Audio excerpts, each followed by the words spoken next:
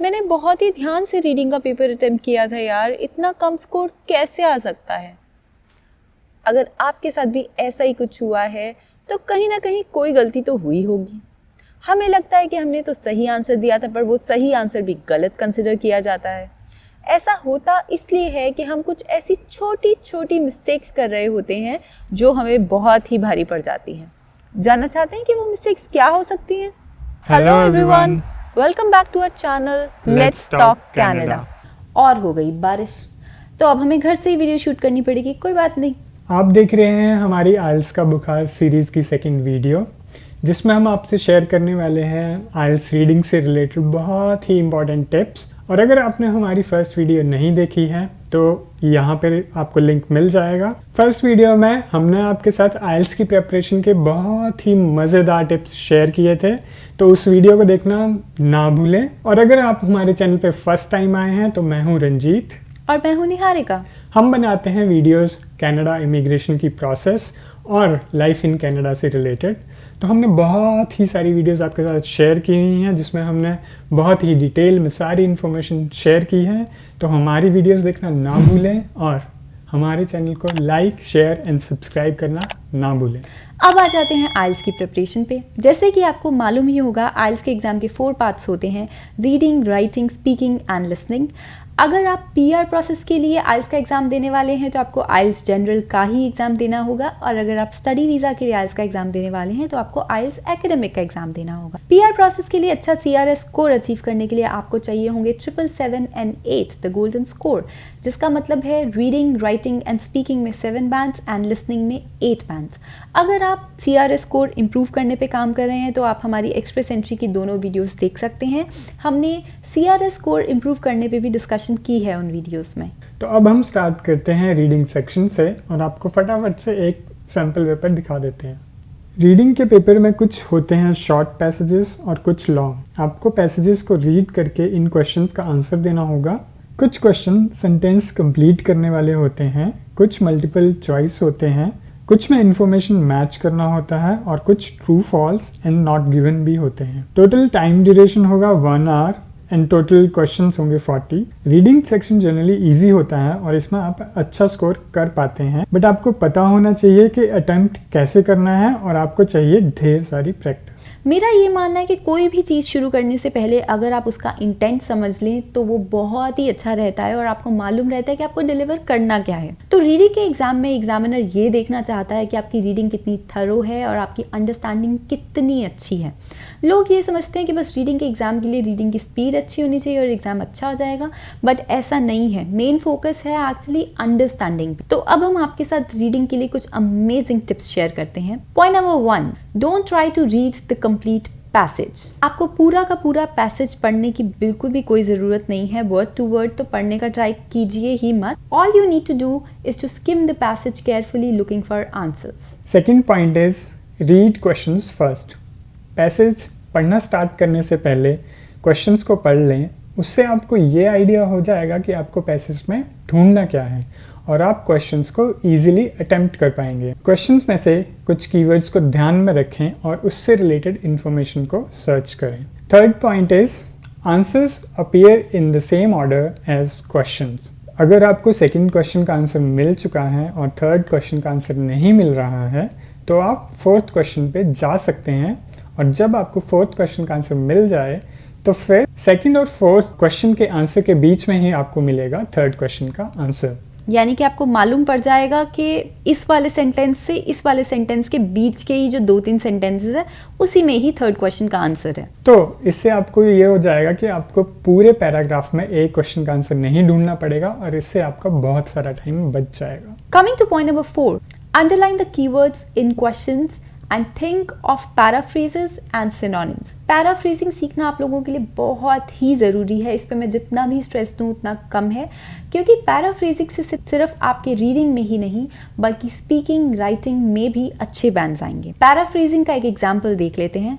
Toronto is one of the top tourist destinations in the world and now we paraphrase it, one of the most popular tourist destinations in the world is Toronto. यानी कि एक तो आपने word order change कर दिया और आपने कुछ सिनोनिम्स ऐड कर दिए, कुछ वर्ड्स को रिप्लेस कर दिया, यानी कि सेंटेंस का मीनिंग तो वही रहा, बस कहने का तरीका बदल गया है। So you need to practice paraphrasing a lot. Questions के आंसर्स पैसेजेस पे सेम क्वेश्चंस वाली वर्डिंग्स यूज करते हुए आपको नहीं मिलेंगे, बल्कि वो सेंटेंसेस को पैराफ्रेज किया होगा।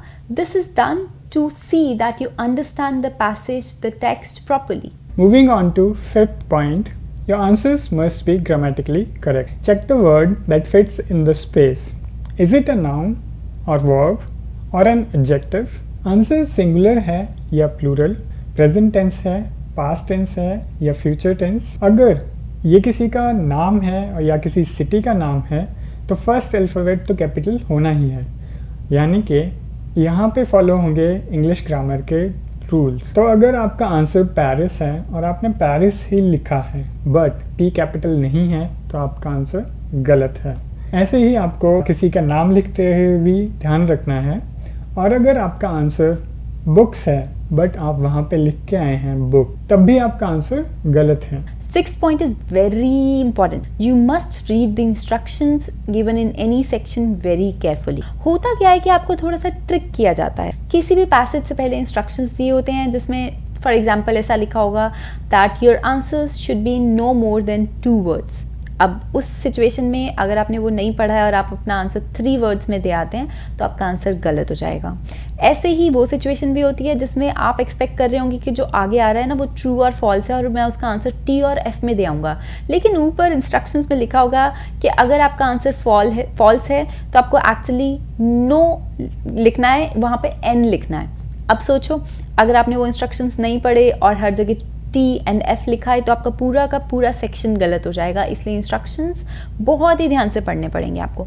अब देखो लोग बोल देते हैं कि जिनकी इंग्लिश अच्छी है उनके तो आइल्स में फटाफट अच्छा स्कोर आ जाएगा, कोई तैयारी की जरूरत नहीं, बट ऐसा नहीं है क्योंकि आइल्स में आपको ट्रिक किया जाता है। आपको आइल्स के एग्जाम की प्रैक्टिस करने की बिल्कुल ज़रूरत है, चाहे आपकी इंग्लिश कितनी भी अच्छी हो, कुछ सैम्पल पेपर ज़रूर करने चाहिए। 7th point is check spellings carefully. कभी कभी हम चीज़ों को ओवरलुक कर देते हैं और हम कुछ चीज़ें मिस कर देते हैं, जैसे कि अगर आपको आंसर में ओवरलुक लिखना है बट आपने ई मिस कर दिया, आपने तो लिखा ओवरलुक ही है बट आपका आंसर इससे गलत हो जाएगा और आपको पॉइंट्स नहीं मिलेंगे। आप कुछ टाइम आपके पास बचा के रखिए एंड के लिए जिसमें आप सारे स्पेलिंग्स एक बार चेक कर लें और अगर कुछ रह गया है तो उसको करेक्ट कर लें। Point number 8, hyphenated word will be counted as a single word. कभी कभी हम इसमें थोड़ा कंफ्यूज हो जाते हैं बट आपको ये ध्यान में रखना होगा कि कोई भी हाइफनेटेड वर्ड एक ही वर्ड काउंट किया जाएगा। For example long term, sugar free, happy go lucky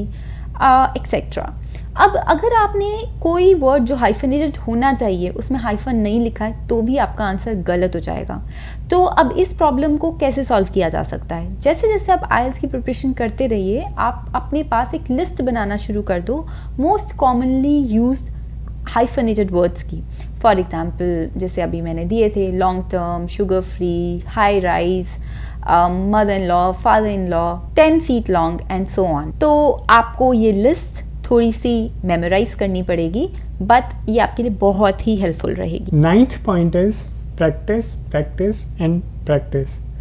तब तक प्रैक्टिस करो जब तक 40 क्वेश्चंस में से आपके 38 सही ना हो जाएं। गलती का स्कोप रहता ही है और एक्चुअल के लिए थोड़ा सा रहना भी चाहिए, बट जब आप अपने आंसर्स को चेक कर रहे हो तो जो हमने पॉइंट्स आपको बताए हैं उनको ध्यान में ज़रूर रखें। अगर आप थोड़ा सा मार्जिन रख के चलेंगे और अगर आपके घर में 38 या 39 करेक्ट आंसर्स आ रहे हैं तो वहाँ पर में अगर 36 या 37 भी सही आएंगे then you will be safe. Now coming to the last point for today which is a very small point but कई लोगों को नहीं भी पता होता। आपको रीडिंग के एग्जाम के बाद आंसर्स ट्रांसफ़र करने के लिए कोई एक्स्ट्रा टाइम नहीं मिलता, जैसे कि 10 मिनट्स लिसनिंग सेक्शन में मिलते हैं। तो इस बात का भी ध्यान रखिए कि जो भी 1 आवर आपको रीडिंग के लिए मिल रहा है उसमें आपके आंसर्स चेक भी हो जाने चाहिए, सारा कुछ हो जाना चाहिए। तो बहुत हो गई आज के लिए पढ़ाई। अब अगर आप थक गए हैं तो चलिए कोई बात नहीं, लिसनिंग सेक्शन के बारे में हम आपसे अगली वीडियो में बात करेंगे, लेकिन वो वीडियो आपको ज़रूर मिले उसके लिए आप प्लीज़ चैनल को सब्सक्राइब कर दीजिए फटाफट से और प्लीज़ हमें कमेंट सेक्शन में बताइए कि आपको हमारी वीडियो कैसी लगी। आपके कोई भी क्वेश्चंस हों हम कमेंट सेक्शन में ज़रूर आंसर करते हैं and we answer within 24 hours. So thank you for watching our video today and we will be back soon with another video. Stay tuned. Thank you.